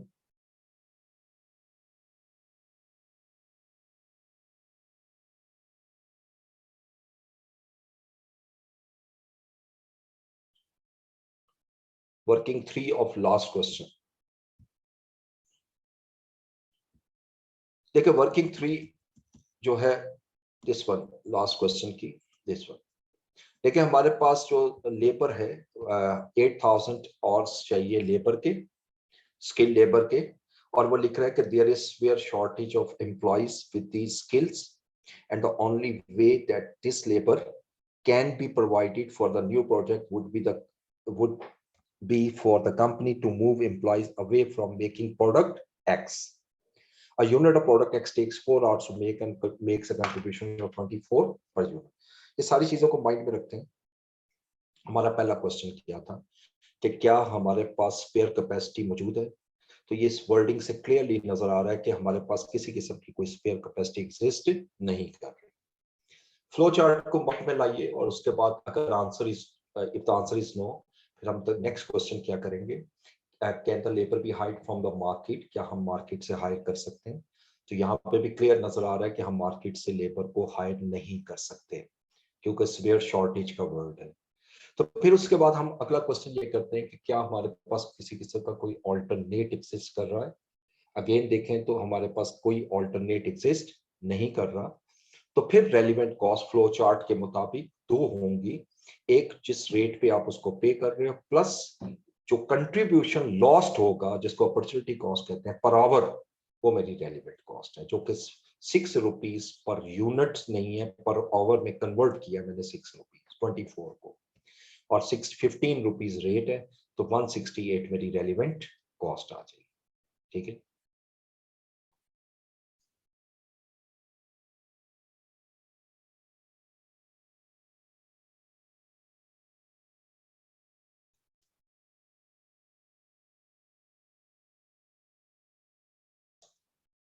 Okay. Note number 1, 200 square metre.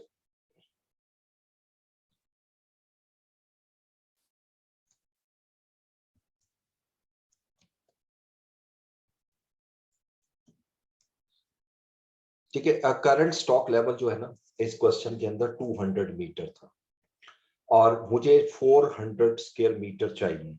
इसका मतलब 200 स्टॉक में मौजूद है और 200 स्टॉक में मौजूद नहीं है। जो स्टॉक में मौजूद नहीं है we have to buy it, तो वो 18.50 जो करंट परचेज प्राइस है वो अप्लाई कर दी। अच्छा, जो अब मेरा स्टॉक में मौजूद है 200 स्क्वायर मीटर, उसके लिए भी मुझे दूसरा क्वेश्चन ये करना है क्या वो रेगुलर यूज में है। तो यकीनी बात है क्वेश्चन में वो लिखता है हाँ ये रेगुलर यूज में है। जब रेगुलर यूज में है तो उस सूरत में भी करंट परचेज प्राइस मेरी रेलिवेंट कॉस्ट होगी एज पर फ्लो चार्ट। और इसके पीछे लॉजिक ये होती है कि ये जो स्टॉक पड़ा हुआ है वो इसके लिए नहीं है, इस ऑर्डर के लिए नहीं है, चूंकि रेगुलर यूज में है, ये किसी और ऑर्डर्स के लिए है।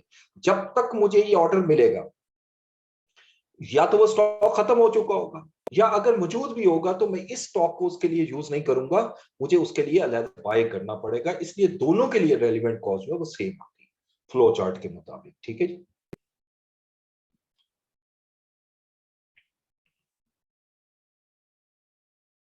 ओके जी। Question number 3 examples. ठीक है,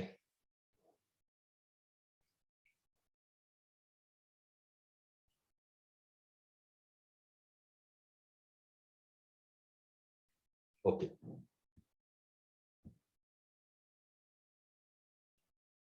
यस, क्वेश्चन आपने किया कि क्या हम नोट लिख सकते हैं, बिल्कुल लिखते हैं, इससे कोई फर्क नहीं पड़ता है। ठीक है, अच्छा। Question, working material C working rate is 22 from where 120 came, working 3 material C.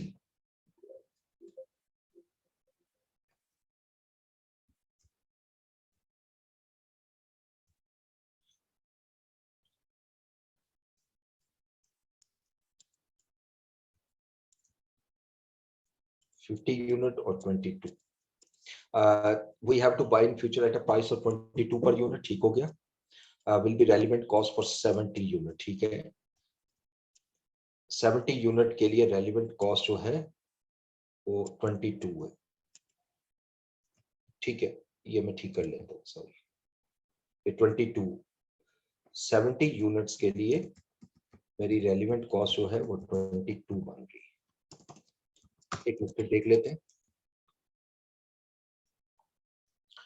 Current purchase price 120, 70 मुझे बाय करने पड़ेंगे और 70 को मैं बाय करूंगा 22 रुपीज में, 70 को 22 रुपीज में। ठीक है, और जो 50 यूनिट स्टॉक में पड़े हुए हैं वो भी मुझे बाय करने पड़ेंगे।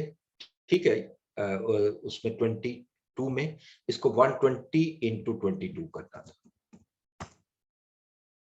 तो इसको दोबारा कर लेते हैं, 120 इंटू 22, तो 70 यूनिट्स आ गए हैं, ये लिखना ये था। तो 2640, थैंक यू, 2640। मैंने यूनिट्स को यूनिट से मल्टीप्लाई करनी, एक प्राइस लेनी थी, एक यूनिट लेनी थी।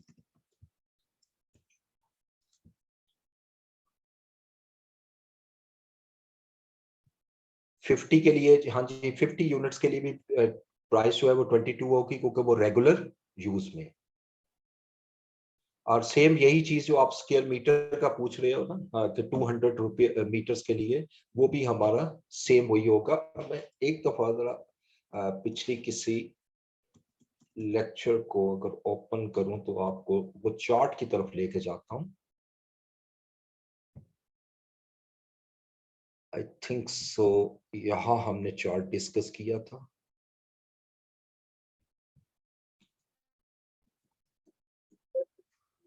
नो,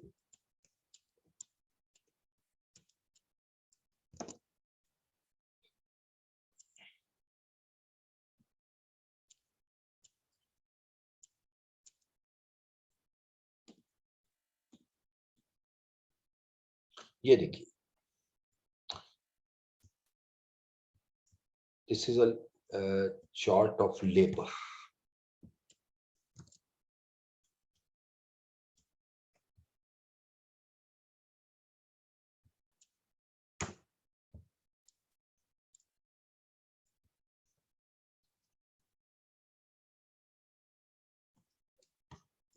मुझे याद नहीं किस लेक्चर में हमने डिस्कस किया था। अगर आप फ्लो चार्ट सामने रखो तो आपको ये क्लियरली नजर आ जाएगा, क्योंकि मुझे अब यहाँ मैंने लिखा नहीं हुआ कि किस में मैंने डिस्कस किया था वो, लेकिन शीट आपके पास मौजूद है, ठीक है। तो उसमें से जरा देख लीजिएगा, फ्लो चार्ट को फॉलो करें। देखिए, अगर आपके पास एक मटेरियल ऐसा है जो रेगुलर यूज में है, बेशक वो स्टॉक में मौजूद है, आपने उसको इग्नोर कर देना, क्योंकि वो तो पास्ट कॉस्ट है। मुझे I have to buy it in future, जितने में बाय करोगे वो रेलिवेंट कॉस्ट, और जो स्टॉक में मौजूद नहीं है वो भी बाय कर, तो दोनों के लिए रेलिवेंट कॉस्ट सेम ही होगी, उसमें फर्क नहीं आएगा। Point 2.3 of question number 1। Okay,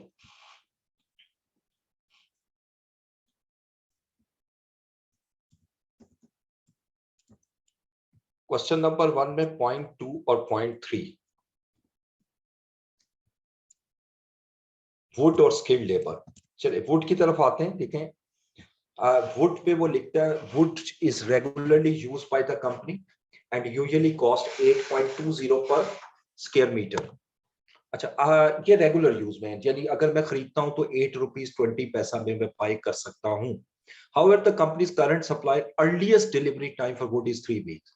देखो, अगर मुझे स्टॉक चाहिए तो मुझे आज ऑर्डर करूंगा तो 3 वीक्स के बाद ऑर्डर आएगा। Alternate supplier could deliver immediately, but they would charge 8.50 पर स्क्वायर मीटर। लेकिन अगर मुझे जल्दी चाहिए तो मेरे पास ऑल्टरनेट सप्लायर है जो मुझे हाई रेट पे सप्लाई करके देगा 8.50 पर स्क्वायर मीटर।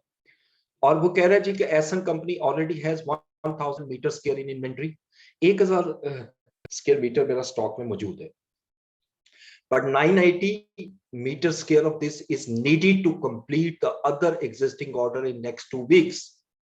जबकि मुझे अगले, ये जो 1000 स्टॉक में मौजूद है, ये स्टेटमेंट समझनी है आपने। जो 1000 स्क्वायर मीटर मेरा स्टॉक में मौजूद है, इसमें 980 स्क्वायर मीटर ऐसे हैं जो कि अगले 2 वीक्स में मुझे जो ऑर्डर चल रहे हैं उसमें यूज होगा। देखो, जो यकीनी बात अगले 2 वीक्स में यूज होना है उसको तो मैं यूज कर ही नहीं सकता। Remaining 20 meters is not going 20 square meter is not going to be needed until 4th week time. यानी इसका मतलब देखो सिंपल, अगर मैं आज ऑर्डर देता हूं न्यू के लिए तो वो 3 महीने बाद आएगा, तो एग्जिस्टिंग तो मैं यूज ही नहीं कर सकता। लेकिन 3 महीने के बाद 20 जो है वो मेरे पास स्टॉक में मौजूद होंगे, 20 वो मैं यूज कर सकता हूं, ठीक है। उसके लिए तो रेलिवेंट कॉस्ट 8.20 होगी। लेकिन जो रिमेनिंग 80 यूनिट्स हैं, अगर मुझे आज ऑर्डर मिल जाता है तो मुझे आज बाय करने पड़ेंगे। वो कैसे बाय करूंगा? वो मैं इमीडिएटली बाय करूंगा और उसके लिए मुझे प्राइस पे करने की पड़ेगी 8.50। इसलिए अगर आप सोल्यूशन में देखो तो मैंने इसको 2 हिस्सों में डिवाइड किया, कि यानी जो 20 यूनिट्स हैं उसके लिए रेलिवेंट कॉस्ट 8.20। अगर इसको ब्रैकेट्स लगा दूं, 20 यूनिट्स के लिए 8.20 और 80 यूनिट्स के लिए 8.50, ये रेलिवेंट कॉस्ट होगी। इसी तरह स्किल्ड लेबर की आप बात कर रहे हो, third point, 400 hours of skilled labor is needed. The skilled labor force is employed under permanent contract of employment under which they must pay for 40 hours week labor. Even if their time is idle due to absence of orders, their rate of pay is rupees 20 per hour. Although any overtime is paid at time and a half, in the next 2 weeks, there is spare capacity of 300 labor hours. देखो बड़ा clear लिख रहा है कि मुझे 400 labour hours चाहिए और इस वक्त हमने लेबर हायर की हुई है परमानेंट बेसिस पर, और अगर वो आइडल होगी तब भी हम उसको पे करेंगे। इसका मतलब अगर मुझे ऑर्डर मिलता है फौरन तो अगले 2 वीक के लिए 300 लेबर आवर्स मेरे पास स्पेयर है, तो इसका मतलब फौरन उस लेबर को यूज कर सकता हूं। तो उन 300 आवर्स के लिए मुझे कोई एक्स्ट्रा पेमेंट करने की जरूरत नहीं है। लेकिन आफ्टर 2 वीक्स तो मुझे 100 आवर्स मुझे और चाहिए होंगे, वो उस वक्त जो है लेबर फुली एम्प्लॉयड हो जाएगी, इसलिए जो उसको rate per hour plus over time पे करोगे वही मेरी रेलिवेंट कॉस्ट होगी, 20 rupees plus time and half. Time and half का मतलब क्या है, 20 plus half 10, 20 plus 10 30 rupees per unit जो है, पर आवर जो है वो मेरा रेलिवेंट कॉस्ट होगी, जो आप यहां से देख सकते हो, ये 30 रुपीज पर आवर, जो कि 3000 रुपीज बन रही है। ठीक है जी।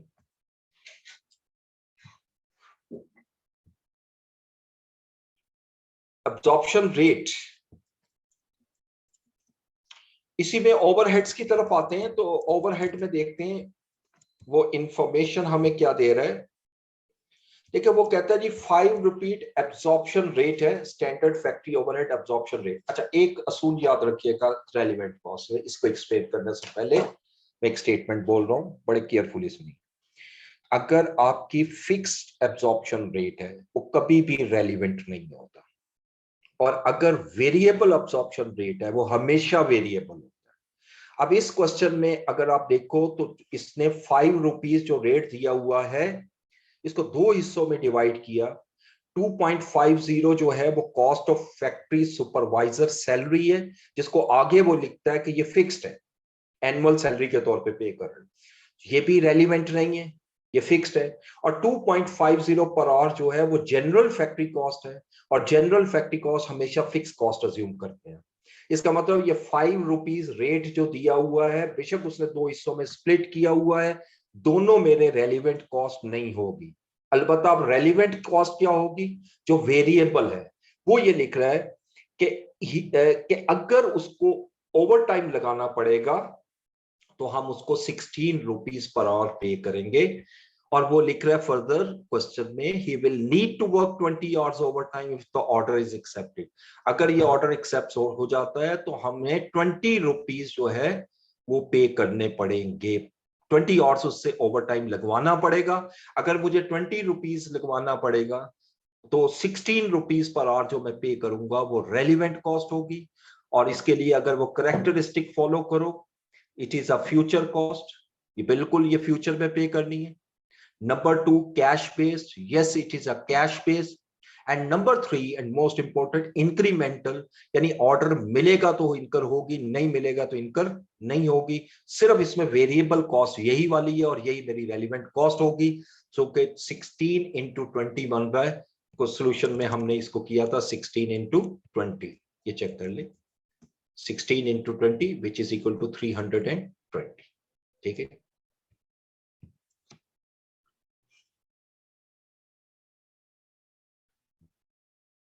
ओके।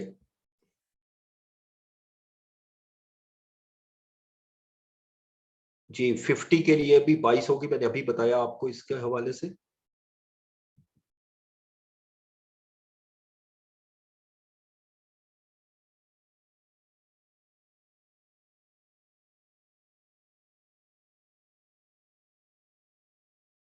अच्छा,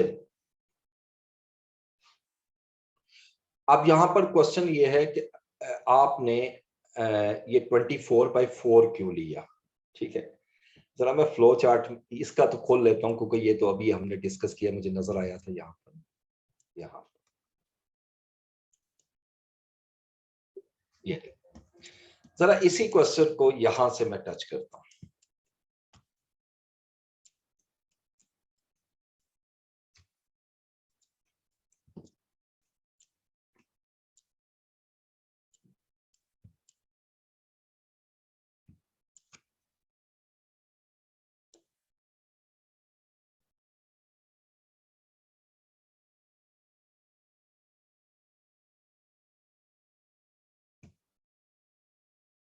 अच्छा, 24 को 4 पे क्यों डिवाइड किया, ये देखिए। देखिए पहला क्वेश्चन हमारा था डज स्पेयर कैपेसिटी एग्जिस्ट। इस क्वेश्चन में देखें तो कोई स्पेयर कैपेसिटी एग्जिस्ट नहीं कर। दूसरा क्वेश्चन हमने ये करना है, can we hire the labour from market, answer is no. Is there any alternate, answer is no. जरा इसको गौर से देखिए, labour cost per hour plus opportunity cost per hour. यहां जो क्वेश्चन में दिया हुआ है 24, ये पर आवर नहीं है, ये पर यूनिट है। मुझे इसको पर आवर में कन्वर्ट करना है। अगर मैं आपसे पूछूं कि आप एक यूनिट बनाते हो और 24 रुपए अर्न करते हो, और वो यूनिट बनाने के लिए आपको 4 घंटे लगते हैं, तो अगर मैं आपसे क्वेश्चन करूं कि एक घंटे में कितना अर्न कर रहे हो, तो क्या करोगे? ऑब्वियसली 24 को 4 पे डिवाइड कर दो, जो कि 6 रुपीज आए, ठीक है। अच्छा, अब मैं जरा आप लोगों के क्वेश्चन ले लूं, मतलब रिटर्न के बजाय जरा आप मुझसे क्वेश्चन कर सकते हैं, प्लीज अलाउ कीजिएगा इनको क्वेश्चन करने, स्टूडेंट्स को जो क्वेश्चन करना चाह रहे हैं। हैंड रेज कीजिएगा ताकि वो क्वेश्चन आपसे आपको अलाउ कर सके।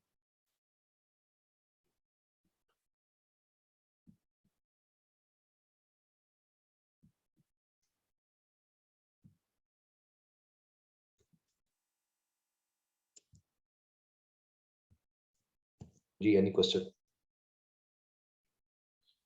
अच्छा, अब हमारा मैं आप साथ साथ करते रहोगे जी। सर ये क्वेश्चन है कि जो आप दे रहे हैं मटेरियल एक्सरसाइज के लिए, यही काफी है या इससे ज्यादा भी करना चाहिए?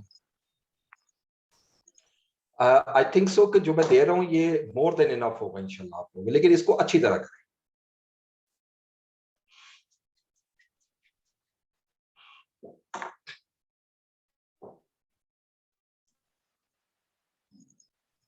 जी जी जी, क्वेश्चन कीजिएगा।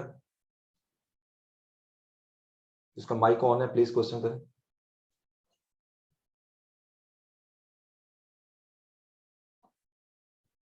ओके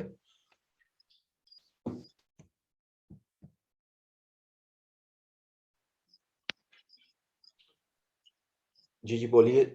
मोहम्मद जीशान, आप बात कीजिए।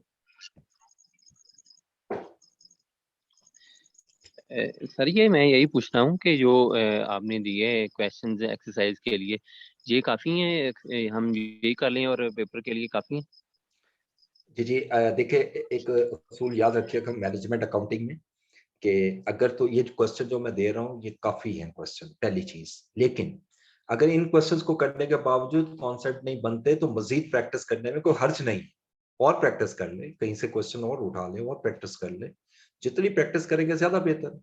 लेकिन अगर आपको, आप कहते हैं जैसे अक्सर स्टूडेंट मुझे कहते हैं जी कि टाइम बहुत कम होता है हमारे पास पढ़ने के लिए, क्योंकि जॉब्स भी करते हैं, तो आई थिंक सो को मैं क्वेश्चन वही निकाल रहा हूँ जो आपको बड़ा हेल्प दे सकते हैं इंशाल्लाह एग्जामिनेशन पॉइंट ऑफ व्यू से। आपके पेपर के हवाले से अगर मैं देखूं तो काफी हेल्प देगी आपको, अगर लेकिन इसको करना conceptually, basically conceptual concept clear करना बहुत जरूरी है।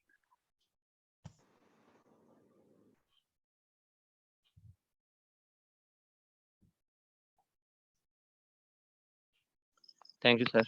Thank you.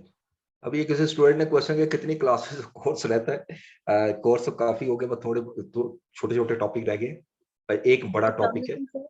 वालेकुम सलाम।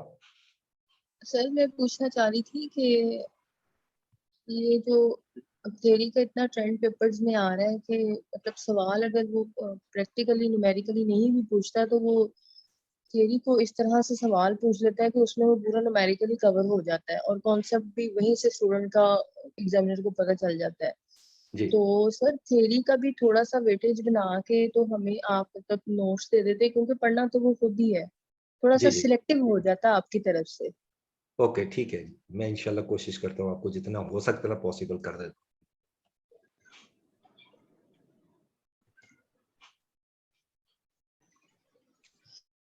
जी और कोई क्वेश्चन? अच्छा, तो अब अभी जरा कोर्स की बात कर रहे थे तो मैं जरा थोड़ा सा आपको एक्सप्लेन कर देता हूँ। अस्सलाम वालेकुम सर। वालेकुम अस्सलाम। सर मुझे ये पूछना था, अभी तक आपने हमें टोटल 3 टॉपिक्स कराए हैं मेजर जो है, जिसमें सीवीपी है, बजटिंग है और आप ये रेलेवेंट कॉस्टिंग है। उसके अलावा जो टॉपिक्स हैं उनको अगर थोड़ा सा एलैबोरेट कर दें ताकि हमें आइडिया हो जाए फर्दर कितना रह गया है। और मतलब ये जो आप टॉपिक्स करा रहे हैं, क्योंकि बुक जो रिकमेंड हुई है वो हमें सीए की पूरी हुई हुई है, तो इज इट पॉसिबल कि सिर्फ इसी पोर्शन से आए या हमारा फर्दर उस बुक में से कोई भी टॉपिक में से सवाल आ सकता है? ओके, देखिए पहली चीज तो ये है कि ये मैं वही सिलेबस आपके सामने है, स्क्रीन पे आप लोगों को नजर आ रहा होगा। जरा मैं डिस्कस भी कर लेता हूँ कि हम क्या क्या चीज डिस्कस कर चुके हैं। देखिए पार्ट 1 जो है इंट्रोडक्शन टू मैनेजमेंट अकाउंटिंग, यहाँ से हमने स्टार्ट लिया था, ये पोर्शन कंप्लीट किया। फोरकास्टिंग बजटिंग हमने सारा मुकम्मल किया। परफॉर्मेंस में जब मैं आता हूँ तो मैंने यहाँ से आपको सीवीपी और ब्रेक इवन एनालिसिस ये पोर्शन ऑलरेडी हम डिस्कस कर चुके हैं इसमें। और यहां से हमने दिस कॉन्सेप्ट यहां तक जो है वो सारा डिस्कस किया है यहां तक, ठीक है। अब इसमें हमारे जो टॉपिक जो आपको रह गए हैं, अगर आप देखें तो मेजर टॉपिक आखिरी है 5, ये छोटे छोटे टॉपिक है एक एक लेक्चर के, ठीक है। इवन ये जो special pricing for special order है, ये भी हम यही रेलिवेंट कॉस्ट को ही कहते हैं, ये भी हम डिस्कस कर चुके हैं। तो अब आपके पास जो टॉपिक है वो इतने ज्यादा नहीं है। दूसरा आपको क्वेश्चन का जो सेकंड पार्ट है, दिस मोस्ट इंपॉर्टेंट, कि आपको जो रेकमेंड की गई है बुक वो सीए की है। तो क्या सीए की बुक में जो चैप्टर्स हैं वो सारे के सारे एग्जामिनेबल है? Not at all. देखिए पहले चीज तो ये ज़हन में रखिएगा कि सीए की सिलेबस, सीए का सिलेबस अभी चेंज हुआ है और उसको जरा केयरफुली देखिएगा। जो नई बुक है जिसको आप आई थिंक कैफ 3 कहते हैं, जो पहले कैफ 8 हुआ करती थी, अब कैफ 8 की बजाय अब कैफ 3 को देखिए। तो कैफ 3 में आपको इसमें सिर्फ और सिर्फ जो पोर्शन मिलेगा वो सिर्फ सीवीपी एनालिसिस मिलेगा, रेलिवेंट कॉस्ट, डिसीजन मेकिंग, ये सारी आपको मिलेगी, बस यही एरिया मिलेगा। उसके अलावा फिर आपको कैफ 6 की बुक लेनी पड़ेगी। कैफ 6 की बुक में आपको रिमेनिंग टॉपिक जो है वो वहां से मिल जाएंगे। वर्किंग कैपिटल मैनेजमेंट का जो टॉपिक है वो वहां पर भी कंप्रीहेंसिव नहीं है, उसके लिए मैं आपको नोट्स प्रोवाइड करूंगा जैसे ही वो टॉपिक करेंगे। और ट्रांसफर प्राइसिंग तो उसमें है ही नहीं। तो कुछ चीजें उस सिलेबस में है, कुछ नहीं है बुक में। तो इसलिए प्लीज सारी बुक हमारे एग्जामिनेबल नहीं है। आपने अपने कोर्स कंटेंट्स पे रहना है, ये जो मेरे सामने है इसके मुताबिक आपने अपनी प्रिपरेशन करनी है, ठीक है। और कोई क्वेश्चन करना चाहे?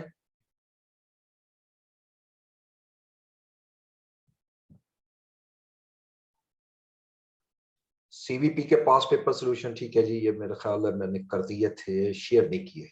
ओके मैं कर देता हूँ ये भी शेयर। और सर वालेकुम अस्सलाम। सर ये कोर्स कंटेंट शेयर कर देंगे व्हाट्सएप पे? जी बिल्कुल मैं कर दूंगा, बिल्कुल कर दूंगा।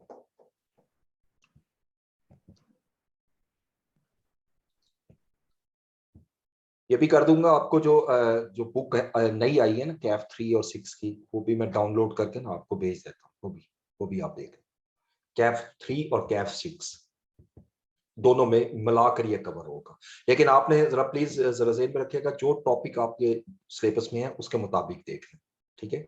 अब जैसे टॉपिक नंबर 1 जो है कोर्स कंटेंट्स में, ये दोनों बुक्स में नहीं है।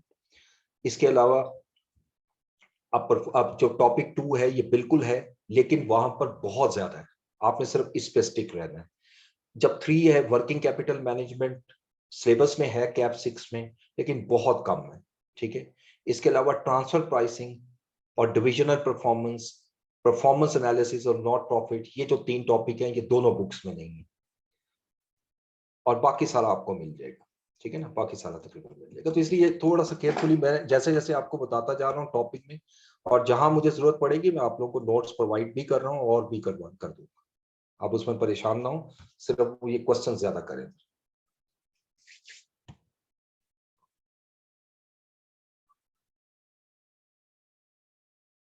थ्योरेटिकल पार्ट जो है ना वो भी मैं आपको उसको वैसे तो बुक में कर सकता हूँ, उसमें सारा कुछ है, लेकिन फिर भी मैं आपको अलहदा से भी कुछ हिस्सा बना देता हूँ ताकि थोड़ा सा आसानी हो जाए आपको।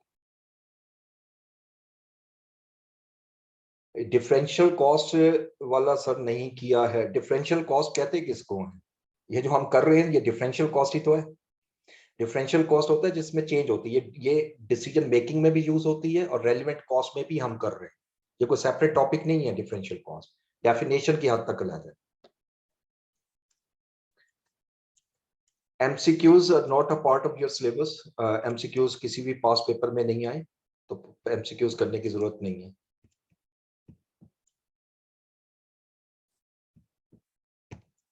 ठीक है जी, और कोई क्वेश्चन करना चाहें? आज नेक्स्ट क्लास में जो रिमेनिंग टॉपिक रह गए ना हमारे इसके, जो हमने शुरू किया हुआ था लिमिटिंग फैक्टर का, मेक और बाय डिसीजन की तरफ मैंने मूव करना। ठीक है, ये नेक्स्ट लेक्चर में इंशाल्लाह हम शुरू करें। ओके जी, अल्लाह हाफिज। क्लास 1